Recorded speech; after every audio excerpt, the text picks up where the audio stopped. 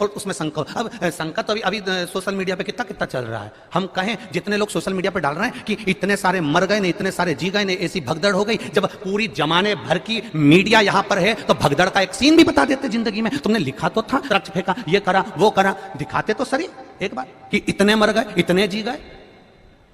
कभी विचार, यहां आप भी बैठे हो, थे कि नहीं थे 15 तारीख को? बोलो, जम के बोलो, थे ना? कोई भगदड़ का सीन दिखा कि लोग भगे हों, दौड़े हों और मर रहे हों? कहीं दिखा हो तो बताना, दोनों हाथ उठाकर बताना एक बार कि दिखा हो तो बताना, कहीं नजर आया हो। अब किसी को हार्ट अटैक हो गया तो कह दिया भगदड़ हो गई। महाराज, उसके शरीर पर किसी का एक जूता पड़ा हुआ दिखा हो, किसी का पांव पड़ा हुआ दिखा हो, किसी को खरोच आती हुई दिखी हो तो जरूर बताना। यह महादेव की धाम है, इसको बदनाम करने का प्रयास मत करिए।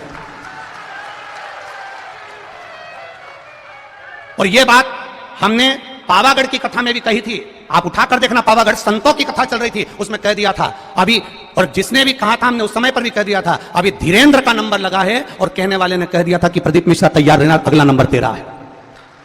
तो ये तो सनातन धर्म के द्रोही हैं, द्रोही।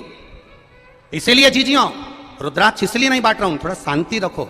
और ये बात हमने सीहोर के भी बजरंग दल के वो जगदीश कुशवाहा जी को भी हमने कही थी नदी चौराहे पर गाड़ी रोककर कि मेरा मन कर रहा है अब की बार जगदीश भैया कि अंदर जो भी कथा सुनने के लिए आए उसको गौशाला का गौमूत्र का छींटा दिया जाए, जिससे मालूम तो पड़ जाए कि मेरा सनातनी आया है,